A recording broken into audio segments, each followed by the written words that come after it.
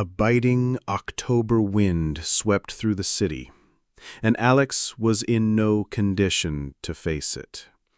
Despite being ill and sore, he dragged himself to work. His only exception for an absence was a hospital stay. By mid-afternoon, he was struggling to remain upright. Marco, his supervisor, took one look at him and ordered him home. Alex didn't protest. The drive back was a blur of harsh coughing and a desperate effort to keep his composure. As he turned onto his block, a sense of unease washed over him. His brother Ben's SUV was parked in his driveway. Ben, who was supposed to be out of the state, the very reason Alex had agreed to cover his shift. There was absolutely no legitimate reason for him to be there. Alex parked his car further down the street and let himself in through the back. He ascended the stairs, his heart pounding in his chest. As he neared the master bedroom, sounds from within confirmed his deepest anxieties. "Oh, yes, Ben," came Sophia's voice, a sound he couldn't mistake. That was all the confirmation he needed. This can't be happening, Alex thought, fumbling for his phone. He switched it to video mode and hit record. Ben needed me to cover his shift, just so he could be with my wife? Let's see how this unfolds when I knock him to the ground. He threw the door open and stormed in. Neither of them saw him at first. Alex stood frozen in the doorway, trembling with a cold fury. He took a slow count to 3, then lunged forward, delivering a powerful kick to Ben's ribs. Ben crumbled to the floor like a sack of bricks. Sophia shrieked the instant she saw the rage contorting Alex's face. She scrambled backward, clutching a comforter to herself. Alex circled the bed like a predator, his glare fixed on his older brother, who was now moaning on the floor. His hands balled into fists, but he restrained himself, though just barely.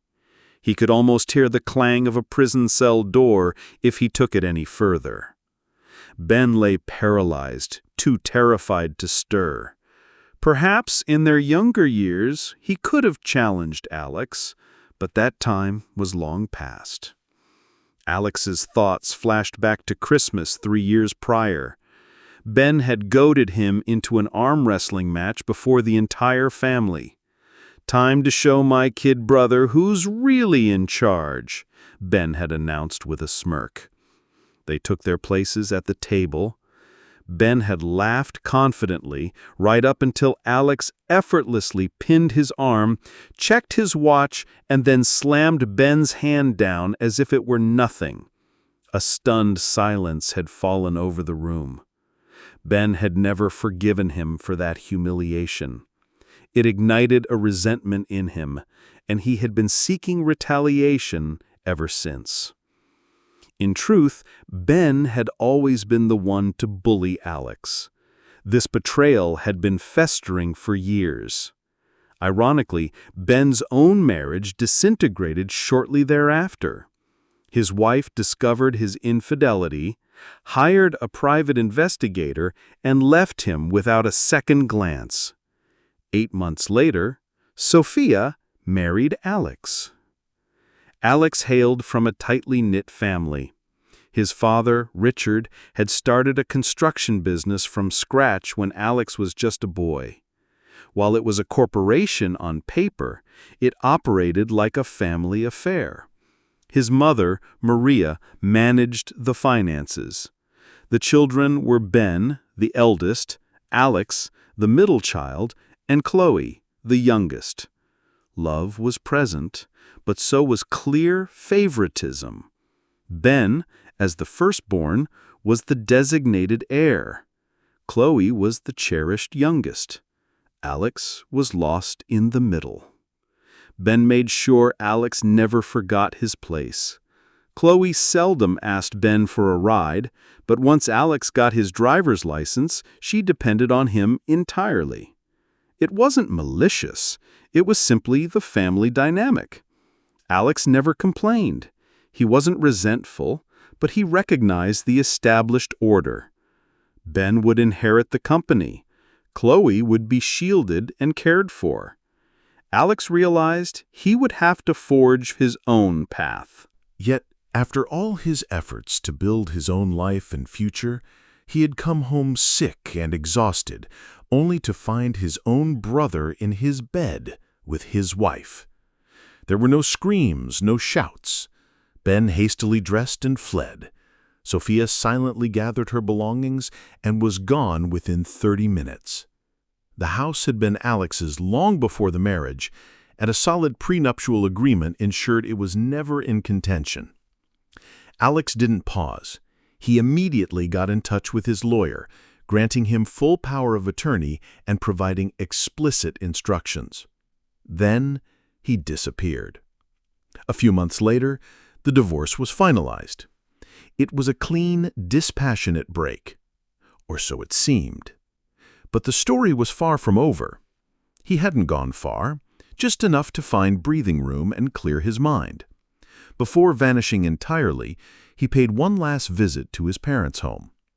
He laid out the entire betrayal for them to see, the photos, the text messages, every agonizing detail. Their response? "You just need to move on," they told him bluntly. It was a foregone conclusion that Ben was destined to inherit the company. Even Alex had come to terms with that.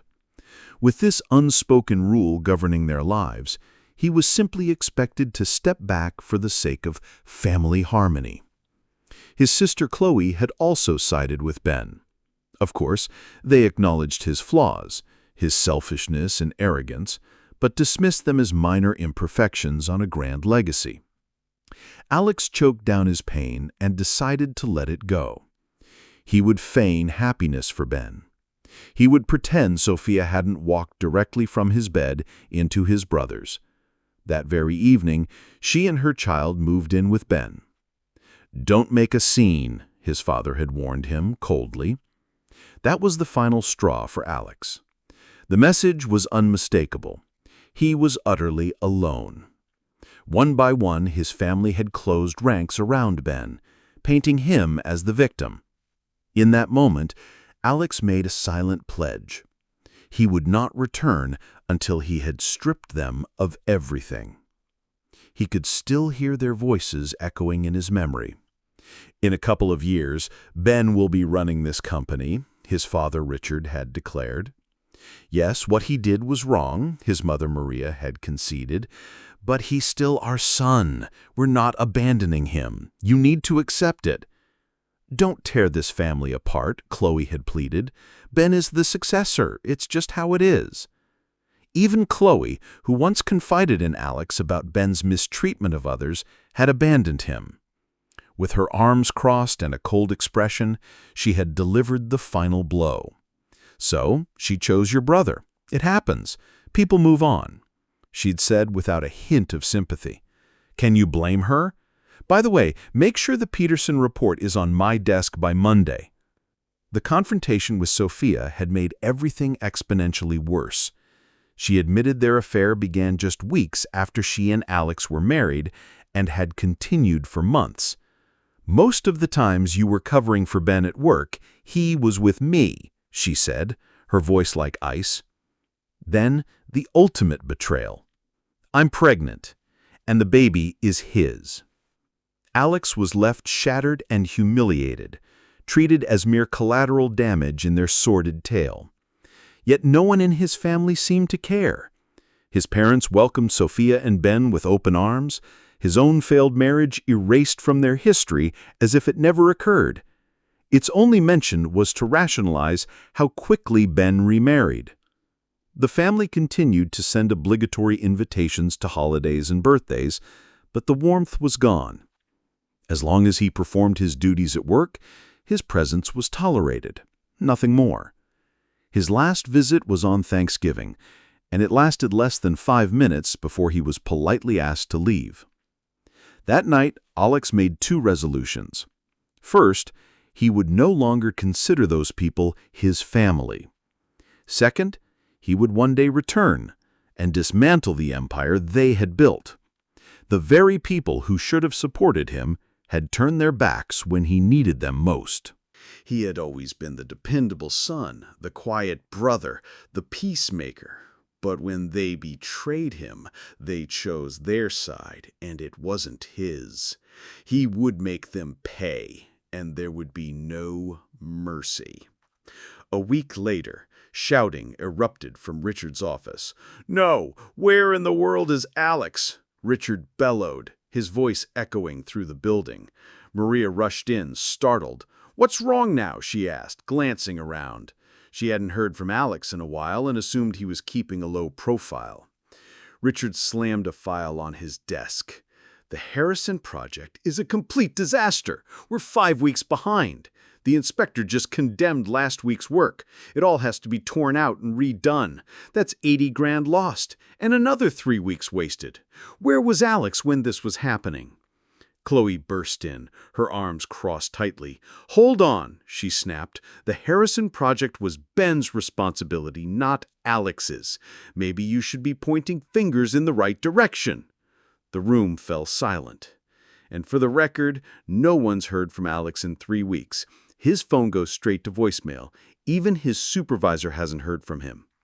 Richard waved a dismissive hand. "Alex knows he's supposed to be looking out for Ben. He's done it his whole life. He should have been on top of this." He pointed at Chloe. "Find him and tell him I want him in my office first thing in the morning.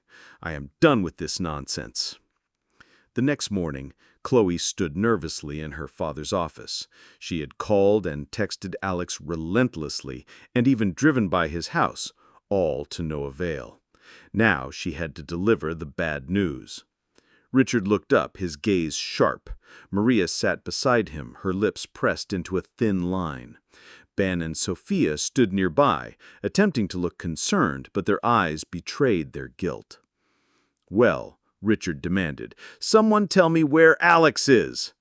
Chloe shifted her weight. "He's gone," she whispered. "Gone?" Maria echoed, her brow furrowing. "What do you mean by gone?" "I don't know where he is," Chloe admitted, shaking her head. "I've tried everything. His place is empty. The cleaning service was there. They said the house is being prepared for new tenants. It looks like he's left for good." Richard slammed his hands on the desk and shot to his feet. "That's it? He just left? Walked out on all of us without a single word?" That night, Chloe lay awake, her mind racing. She replayed countless moments from their childhood, family dinners where Alex was told to toughen up and stop complaining. The truth finally dawned on her. "He didn't leave us," she whispered into the darkness. "We left him." Alex hadn't just disappeared. He had a strategy. After the fallout, he enlisted in the Army Corps of Engineers, returned to university for a degree in civil engineering, and then earned an MBA. While his family had always envisioned Ben at the helm of their company with Alex at his side, the script had flipped. Alex had spent 15 years forging a new path. Now his plan was coming to fruition. From a window across the street, he watched Chloe enter a building he now owned. She glanced in his direction, but didn't recognize him. 15 years had changed him. Now he had the time to think, rebuild, and prepare. The military had embraced him, sending him on high-risk missions in post-conflict zones. In his free time, he honed his skills in combat, weaponry, and survival, even hiring former special ops trainers. It wasn't because he had to, but because he was determined to be ready. In 6 months, he made captain. When they asked him to re-enlist, he considered it, but then an explosion changed his course. His convoy was en route to a construction site when an IED detonated under their vehicle. The vehicle was torn apart. Alex survived, though he was unaware of the extent of his own injuries. Amid the ensuing gunfire, he pulled himself from the wreckage. He spotted the member of parliament they were escorting. Her leg was severely injured, and she was losing blood fast. Grabbing a first aid kit, Alex navigated the chaos. He freed her from her seatbelt and dragged her to safety, ignoring the bullets whizzing past. With steady hands, he worked to stop the bleeding, his own body protesting in pain, but his focus remained solely on her. Wounded and bleeding, Alex secured the perimeter for 20 agonizing minutes until the thumping of helicopter blades filled the air. Just as the medics reached them, he collapsed. As darkness consumed him, he heard a gruff voice yell, "Get them on that chopper now." Then, silence. When Alex awoke, he was looking into a pair of sharp green eyes set beneath a cascade of fiery red hair. For a moment, he thought he was dead.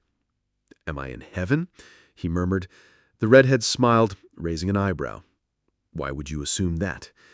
"I didn't think I'd survive. This feels like the afterlife." "And what makes you think you're dead?" she teased. "Well," he grinned weakly, "I've never died before, but waking up to someone who looks like you seems like a good sign." She let out a warm, genuine laugh. "Sorry to break it to you, but I'm no angel. I'm a lawyer." Alex chuckled. "Then this can't be hell. If I get to see you again, I'll take it." Her smile widened. "If I have anything to say about it, you will." "You're alive, Captain. You're in a hospital in Switzerland. You were stabilized on base and then flown here for surgery." Alex blinked. "So you're not a nurse or military prosecutor. Who are you?" She pulled a chair closer. "Olivia Caulfield. My sister, Maya, is the MP you saved. The doctors all agree if it weren't for you, she wouldn't have made it." Alex's voice was low. "How is she?" "She's alive," Olivia confirmed. "They saved her leg, though she'll have a permanent limp, but she's recovering." That is how Alex met Olivia and Maya. True to her word, Olivia stayed by his side throughout her sister's recovery, dividing her time between Maya's ICU room and Alex's. A bond formed between them, growing stronger each day. When Alex was discharged, he went home with 2 medals, a Silver Star and a Purple Heart. Olivia followed soon after, and what began in sterile hospital rooms blossomed into something much deeper. By the time they started dating, it surprised no one. They had both endured fire and found each other on the other side. Alex confided everything in her, every betrayal, every lie. He told her about Sophia's affair with Ben and how his family had sided with them. His revenge, however, would not be one of violence. He had a meticulous plan, built on precision and patience. He would create a rival company, one powerful enough to dismantle his family's business. He would poach their top clients, hire their best employees, and slowly unravel their legacy. Olivia listened, her expression unreadable, until a slow, wicked smile spread across her face. "What if we don't just defeat them? What if we burn their entire world to the ground?" She then detailed her own plan, and Alex readily agreed. Olivia's family wasn't merely wealthy, they were incensed by the betrayal. Her father, who was approaching retirement, pledged his support. Her brother, a specialist in corporate takeovers, joined their cause without hesitation. Within weeks, they had established a new LLC. Publicly, Olivia's father was the president, her brother the CFO, and Olivia the CEO. Alex's name was nowhere to be found, but he was the one pulling all the strings. Their first move was to acquire a struggling construction company. Under Alex's leadership, it became profitable in record time. Then they bought another, and another. In less than a year, they controlled 9 thriving, efficient firms, all secretly linked to Alex.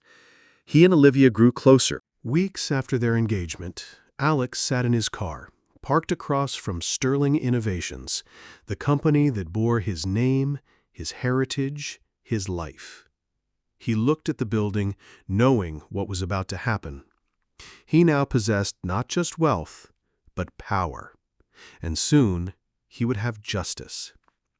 Over the past year, a few shell investors, chosen by Olivia's brother, had been incrementally buying up shares in the Sterling Company, quietly, methodically. Last week, they had acquired the necessary amount to act. Inside the Sterling Innovations headquarters, Chloe sensed a shift. For years, she had lived under a cloud of stress. Employees feared her, even despised her, but her family name had always been her shield. As the CFO and daughter of the board chairman, she wielded her power like a weapon. Anyone who crossed her was either buried in bureaucracy or reported directly to Ben. But today was different. An emergency board meeting had been called, without explanation or prior notice. This was highly irregular. Most board issues were handled informally over family dinners. She paced outside the conference room, her heels clicking nervously on the floor. She reassured herself, between her parents, Ben, and herself, they still held 55% of the company's voting shares, 11% each. Years before, they had taken the company public to generate capital, but had retained majority control. Alex had never responded to board notices or voted. After he left, they had used his silence as a de facto approval. They had pushed him out and never thought he would return. Through the glass doors, Chloe glanced outside and paused. A tall man was standing across the street, watching. He looked vaguely familiar. Before she could get a better look, a city bus blocked her view. When it passed, the man was gone. She dismissed the feeling and entered the boardroom. The meeting proceeded with routine updates and financial reports until a poised brunette stood up. "I move to dismiss the current board chairman for gross mismanagement and unethical behavior," she stated, her voice calm and steady. Chloe's head snapped up. Who was this woman? She noticed the brunette walked with a slight limp. Another woman, a confident blonde, sat near her. They were both strangers. Neither had ever attended a board meeting. "I second the motion," the blonde declared. Chloe's heart began to pound. Such a motion could never pass. The family held the majority. It had to be a publicity stunt. Then the vote commenced. "Miss Caulfield, 38%, the secretary announced. "Yes." "Miss Davis, 3%. "Yes." Remaining outside votes, 2%, "No." Then came the family block. Ben, Chloe, Maria, and Richard each cast a clear no. 44% opposed. Ben opened his mouth to dismiss the motion, but at that moment, the boardroom door creaked open. The man from across the street walked in. The room fell silent. "Alex Sterling, 13%, the secretary announced. Chloe froze. She hadn't seen her brother in 15 years. Now here he was, confident, composed, a stranger wearing a familiar face. He raised his hand. "Yes," he said. Silence. With that single vote, the balance shifted. The motion passed. In an instant, their world was turned upside down. Richard was removed as chairman.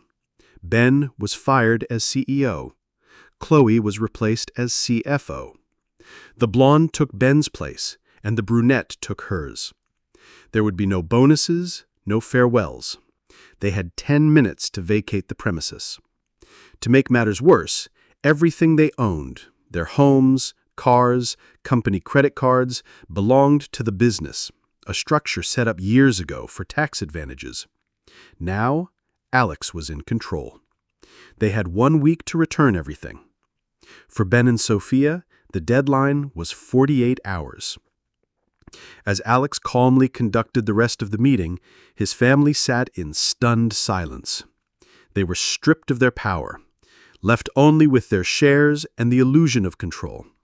They thought they still had leverage, but they were wrong. Their personal accounts held just enough to survive, about $150,000 each. The rest of their wealth had been tied to company assets. Their dreams of retirement were gone. Alex leaned back in his chair. "Any other business?" The new CFO stood. "Yes, AOM Solutions has issued a buyout offer. The proposal is in front of you." Gasps filled the room. In short, she continued, AOM intends to purchase enough shares to gain majority control. Once that is achieved, Sterling Innovations will be dissolved, and all assets will be transferred to AOM. Alex nodded. What about the employees? They will be retained, she assured him. Same positions, same salaries, just under a new company name. The clients will not notice a difference. And the executives? They are terminated. However, they may be offered lateral positions at AOM. Their current executive team is stepping aside. Alex looked directly at his family. What if someone refuses to sell? She smiled faintly. Once AOM acquires 51% of the shares, the value of the remaining shares will drop from $150 to $1.50. After that, anyone who holds out will get next to nothing. He turned back to her. Is their representative here? She's in the lobby. Should I bring her in? Do it, Alex said. Moments later, a woman entered the room, elegant and composed. She was around 5'8", with striking red hair, intelligent green eyes, and a sprinkle of freckles across her nose. She wore a tailored charcoal suit, a blush blouse, and heels that clicked with authority. Chloe narrowed her eyes, bitter and bewildered. What is it with these beautiful women appearing just to destroy our lives? And Alex, what is his role in all this? He had been gone for 15 years. Now he had returned, dismantled their empire, and watched it all burn with a quiet satisfaction. The redhead spoke, her tone crisp and final. As previously stated, our offer is $150 per share until we secure majority control. After that, any remaining shares will be purchased at $1.50. Chloe blinked. She hadn't fully grasped the earlier explanation, but now the numbers hit her like a physical blow. From $150 to $1.50? It was a catastrophe. She had planned to hold on to her shares, hoping for a better offer. Now holding on meant financial ruin. She jumped to her feet. I want to sell, she blurted. Add me to the list. The redhead smiled gracefully. Of course. You are currently fourth in line. The offer will be extended to you once the first 3 sales are finalized. Chloe's stomach lurched. She knew exactly who the first 3 were. Alex, the blonde CEO, and the brunette CFO. If that was true, AOM had already surpassed the 51% threshold. Their nest eggs, their futures, all tied to a company they no longer controlled. Later that evening, the family returned home in a state of disbelief. They had been instructed to start packing. Their company cars and office access were revoked on the spot. Security had escorted them out and confiscated their laptops. They were informed they could retrieve personal items the next day under supervision. Their company emails were already disabled, and their home computers were flagged for seizure. If there was any evidence of document destruction or data theft, they would face severe consequences, including fraud, evidence tampering, and corporate espionage. The IT department had seized Ben's computer the moment Richard was voted out. Oh, and a forensic accountant is already going through the books, the brunette had added, with a casual yet firm tone. Alex had said nothing, but a slight smile had played on his lips. The next night, the entire family gathered at Richard and Maria's house. Ben, Sophia, and their 3 children arrived in a packed minivan, their lives crammed into boxes and bags. They had nowhere else to go. After they had unloaded everything into the garage, they sat around the dining room table. Richard slammed his hand on the table, making the coffee mug rattle. That's it. I've had it. We're not going to sit here while everything we built is destroyed. We're fighting back. Maria rolled her eyes and crossed her arms. Oh, really?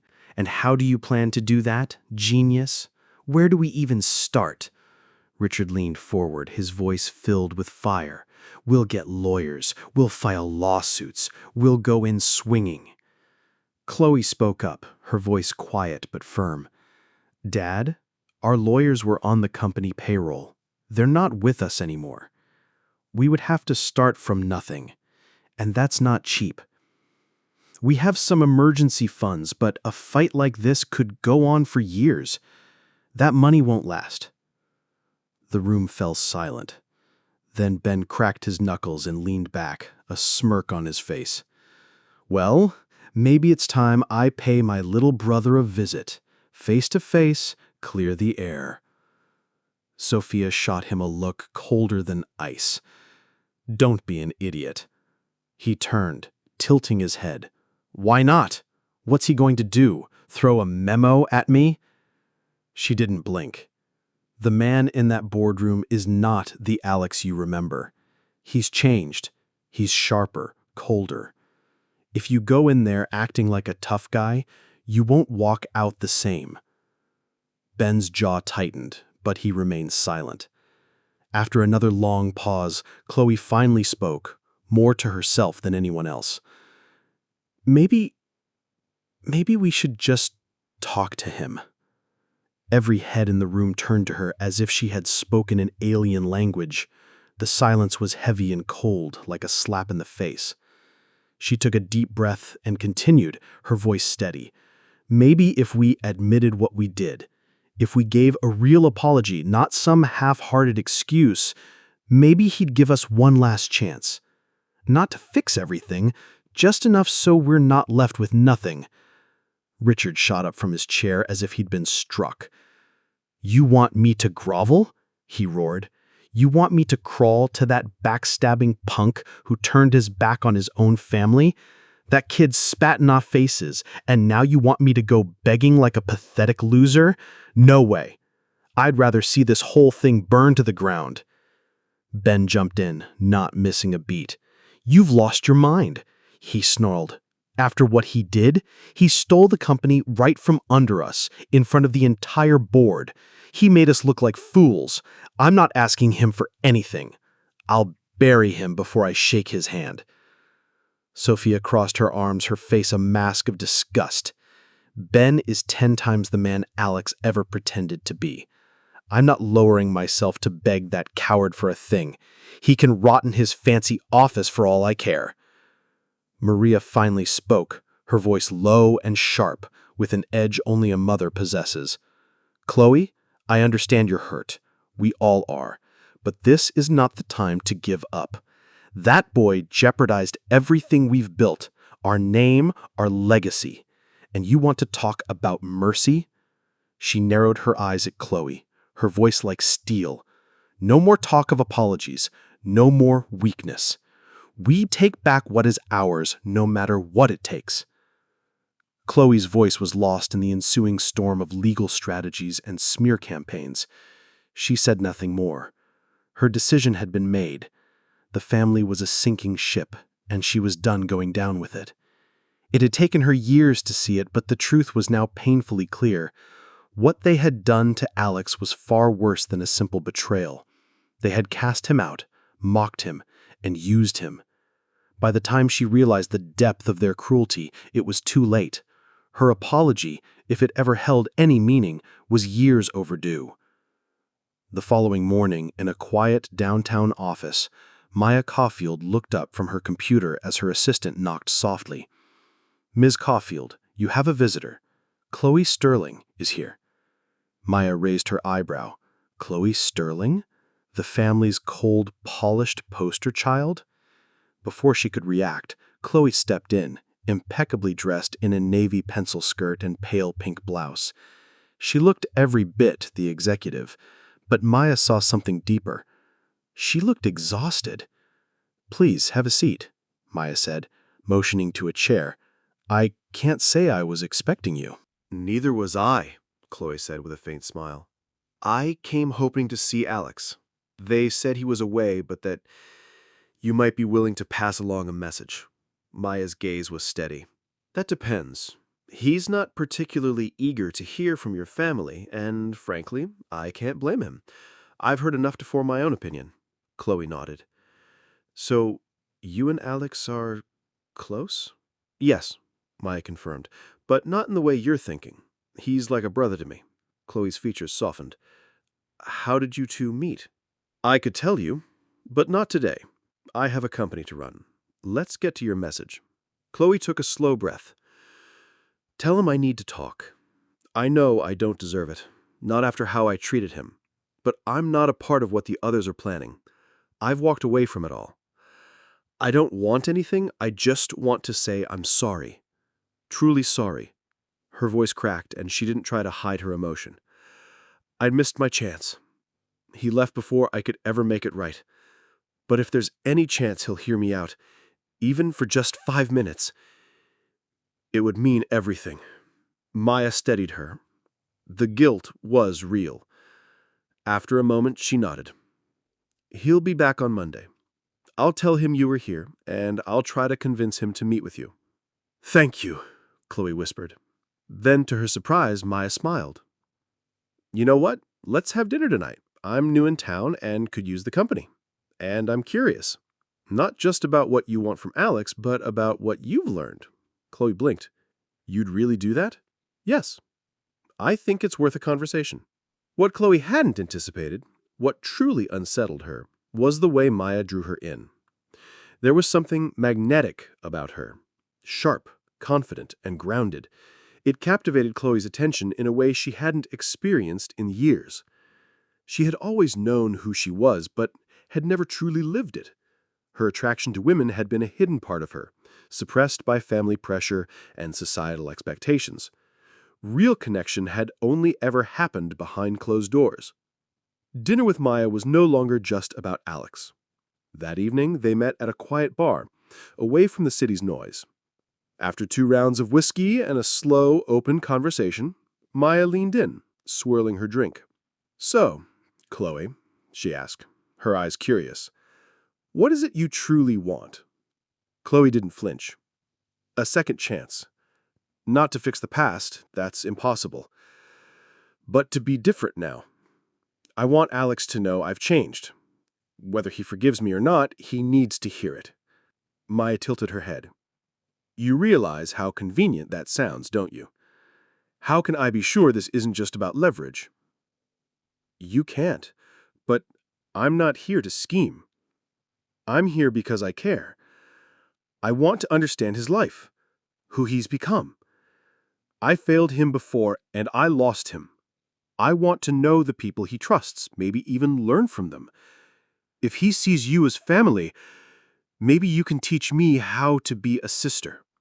Maya studied her for a long moment, then a smirk played on her lips. Well, that's quite a pitch. You're intelligent, beautiful, and you clearly speak your mind. But tell me, why do you think Alex and I aren't a couple, given how close we are? Chloe shrugged. I wondered. Maya's eyes gleamed.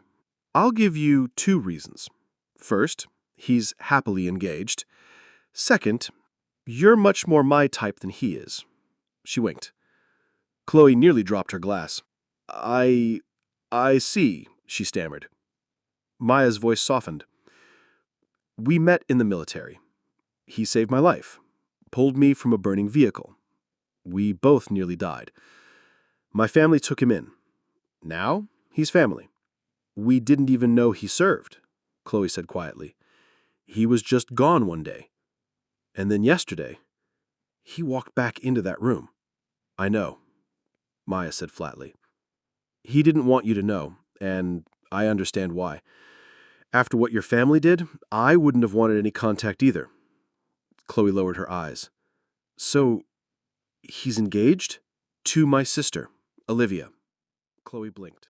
The blonde? Maya grinned. No, the redhead.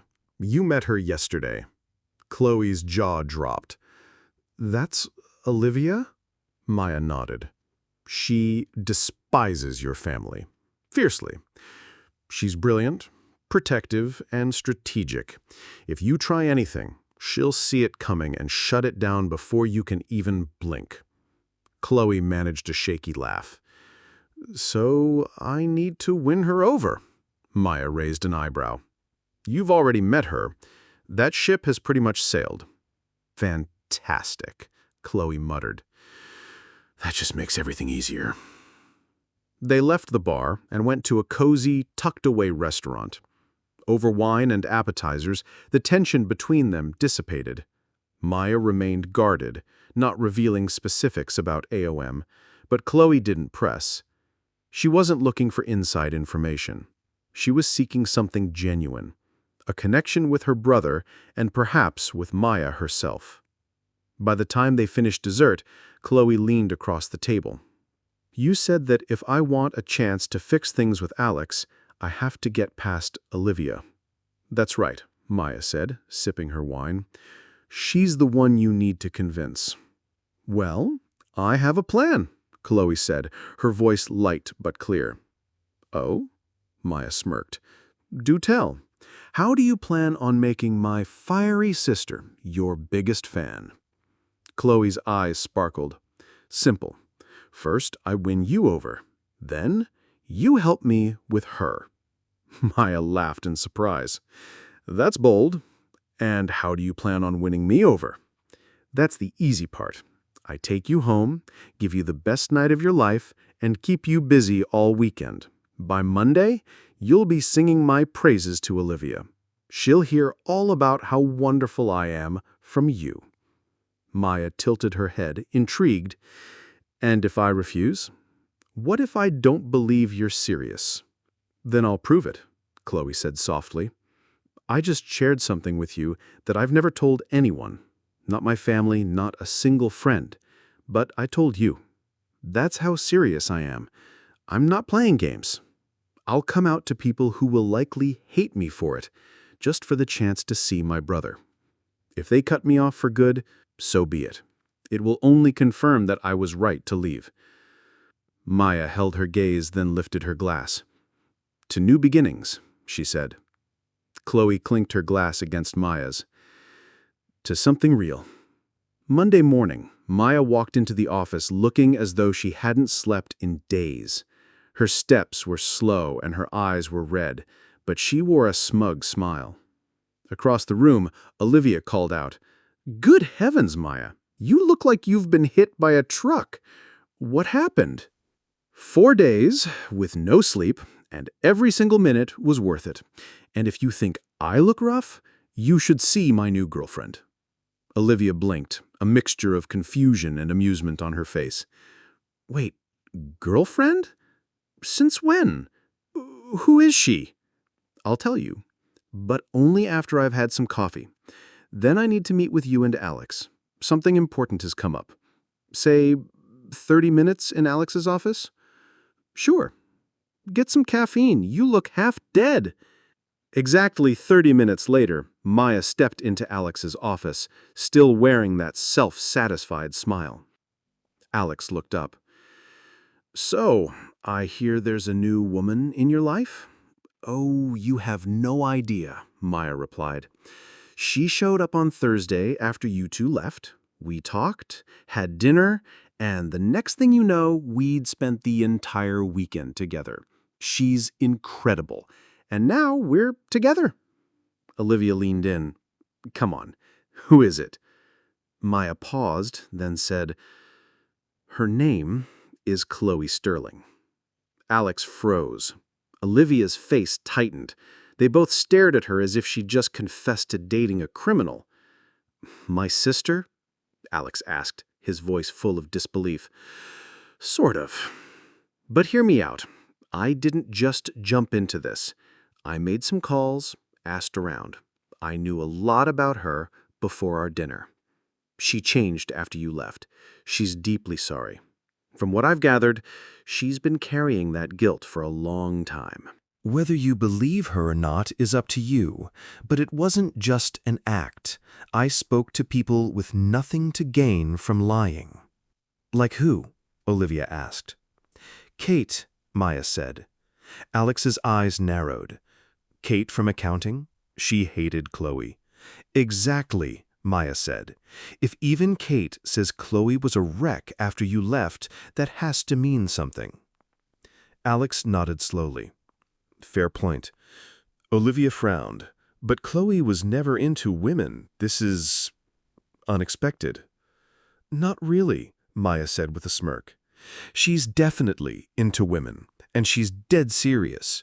One of the reasons I believe her is that she came out, completely for good, just to have a chance to talk to you. She's cutting ties with her family. Sounds convenient, Olivia said. Maybe, Maya shrugged. But even if she is saving herself, it doesn't mean she's lying. Look, I have an idea. Let's bring her in. I'll hire her as my assistant. We can keep her close. If she's being honest, we'll know. If not, we'll know that too. Alex nodded.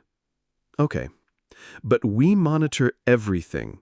Her laptop, her phone, her Wi-Fi, everything. I'll talk to your tech team. We'll be discreet. If she's good in the interview, she's in. Olivia gave her a sharp look. Just make sure you're thinking with your head and not somewhere else. Later that day, Alex sat in his office as Maya and Chloe joined him. He listened intently as Chloe laid everything on the table. It wasn't her reappearance that shocked him, but the raw anger she now directed at their parents, Ben, and especially Sophia. She explained that for the past 15 years she had played a part, smiling, obeying, following the family line, because it was safer than being herself. But Alex's return had changed everything. She couldn't pretend anymore. She provided detailed insights into the company's internal structure, their plans, and the confidential strategies the family was using to try and reclaim what they had lost. When Maya asked about her recent decision to come out publicly, Chloe didn't flinch. She was calm, open, and honest. She spoke of the years she had spent hiding, conforming, and silencing her true self. Coming out now meant sacrificing any last chance of her family's approval. I've spent 15 years being miserable. I should have seen what they did to you, Alex. I should have stood up for you, but I was afraid. I know it's too late to change the past. I wanted you to know that I am truly sorry. Alex was quiet for a long moment, then he nodded. All right, he said. Apology accepted. It feels genuine. And I'm open to rebuilding. Slowly. Maybe. He leaned forward, his voice firm. But trust, that's going to take time. I haven't forgotten how you all sided against me. And after what I've done to your side of the family, you have every reason to want revenge. We'll be watching everything. If you're sincere, you'll be fine. But if you slip up even once, there won't be a second chance. Chloe nodded. Understood. Then she hesitated. Can I ask you something? What is AOM Solutions? I'd never heard of it until the buyout. She smirked. AOM stands for Alex, Olivia, and Maya. We own it completely. Technically, we didn't lose any money on the share purchase. We just moved it from one pocket to another. Chloe gave a half smile. Of course, I should have known. Chloe never packed a single box. Instead, Maya moved in with her, and they began their life together, openly, without hiding or lies. Their relationship flourished, and to Alex and Olivia's surprise, Chloe was all in, not just with Maya, but in mending her relationship with her brother. She excelled in her new role as Maya's assistant, and for the first time in years, she seemed genuinely happy. Alex remained cautious at first, but as the weeks turned into months, the walls began to crumble. Polite conversations evolved into a warm, easy rapport. A true sibling bond, though still fragile, began to form. It certainly helped that they were both dating sisters. This led to regular dinners, weekends together, and a closeness that can only develop over time. But it wasn't all smooth sailing. When Chloe smilingly told her family she was living with her girlfriend, their reaction was swift and brutal. Her parents disowned her immediately, as did Ben. Maria's loud, shocked meltdown became one of Chloe's go-to stories at parties. Meanwhile, Ben and Sophia watched their world fall apart. Their luxurious home now belonged to a man named Mark and his new fiancée, and their savings were nearly gone. Alex, despite everything, felt for their children. They were innocent in all of this. He didn't want to punish them. So instead of leaving their parents destitute, he offered them jobs. It took months for their pride to allow them to accept. In the end, they were broke, behind on rent, and living in a dilapidated apartment. They needed the money. The jobs were menial, with decent pay but no authority. Alex also made it known in the business community that anyone who helped his former family would lose his support. It was a risk no one was willing to take. Richard and Maria tried to fight back the only way they knew how, with lawsuits. They pooled their meager funds to hire a small, desperate law firm to sue Alex, hoping to regain control of the company. It was a disaster. Their court appearance lasted less than 5 minutes. They walked in with their nervous lawyers and froze. At the defense table stood Olivia Caulfield, calm, sharp, and exuding a quiet power that could intimidate even the most seasoned prosecutor. The two lawyers turned pale, whispered to each other, gathered their files, and walked out of the courtroom before Richard could even speak. Later that day, Richard and Maria stormed into the law firm. "What happened in that courtroom?" Richard demanded, slamming the door. One of the partners looked up, his face weary. "Did you have any idea who you were up against?" Richard threw his hands up. "Of course we do. She's the snake representing the people who stole our company, and she's involved with my backstabbing son." The second partner gave a dry, humorless chuckle. "No, you don't understand. That's Olivia Caulfield. She's not just some lawyer. She's a force of nature. We thought this would be a simple dispute, maybe a settlement. But the moment she made it personal, it was over." He looked Richard straight in the eye. "She doesn't play fair, and she doesn't play clean. She destroys people, legally, financially, and publicly. Your name, your money, your legacy, it was all in her crosshairs the moment she took the case." The first partner cut in, his voice low and cold. "We're not fools, and we're not suicidal. We're out. If you want to continue this fight, you'll have to find someone else willing to go up against a buzzsaw." With no options left and their funds depleted, Richard and Maria moved into a tiny, run-down apartment paid for by Social Security. Maria spent her days babysitting Ben and Sophia's children for free, while Richard sat on a sagging couch, bitterly ranting about betrayal to anyone who would listen, which wasn't many.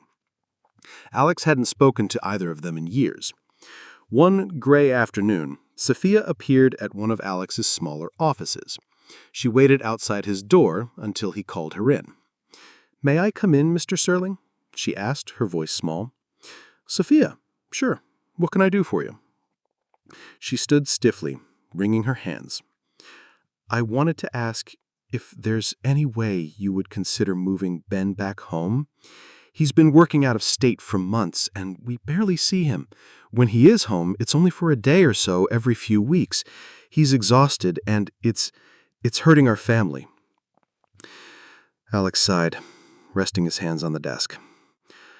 "I'm sorry, Sophia," he said gently, "but there are no local positions for him.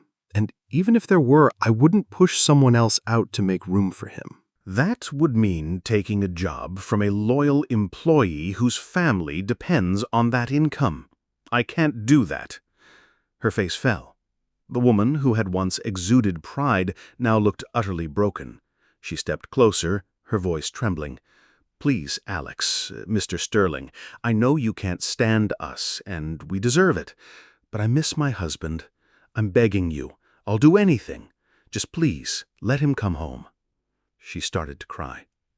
Suddenly, a voice crackled through the speaker on Alex's desk. "How interesting," Olivia said coolly. "She says she wants her husband back, but I wonder if that's the whole truth." Maya chimed in. "After what she said when I came out to my family, I'm not buying it either." Then Chloe's voice. "Nope, doesn't ring true to me." Alex didn't react. He had conferenced all 3 women in the moment he saw Sophia's name on his calendar. He knew why she was there and had wanted backup. He leaned back in his chair. "Well, Sophia," he said, his voice still calm, "it seems no one is moved by your plea, so why don't you tell me exactly what you're offering in return?" Sophia froze. Alex's tone turned to ice. "The truth is I'd rather Ben stay far away. If there was a job in a remote Alaskan outpost, I'd send him there. For now, he's 8 hours away. He leaves on Friday, gets in late, sleeps all Saturday, and heads out Sunday. That sounds perfect to me." He gave her a hard look. "And let's be clear, he's just another employee now. Low pay, low rank. By the time he gets home, he's too tired for much of anything." Sophia wiped her face. "I know this isn't your problem, but if we can't fix this, I might have to quit and find work somewhere else." Alex raised an eyebrow. "You've tried that. It didn't work out. And in this town, word gets around. No one is going to hire someone with your reputation." He leaned in slightly. "Don't confuse desperation with remorse. You're not sorry for what you did. You're just sorry about how it turned out for you. But the consequences, those aren't going anywhere." Sophia realized that words were useless, so she played her final card. "I'll do anything," she said, her voice low and steady, hoping he would understand her implication, an offer to sleep with him. Alex had always been more confident, more powerful than Ben. She had been attracted to him once and had only left because she believed Ben would inherit the business and provide the life she wanted. If the word opportunist had a face, it would be hers. She thought that perhaps if she could get Alex back into her bed, she could push the red-haired lawyer out of the picture.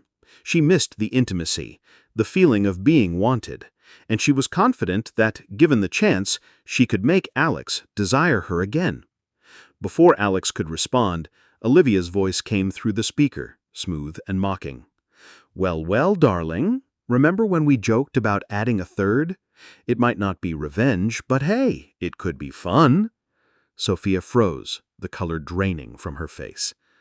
Maya continued, her voice dripping with venom.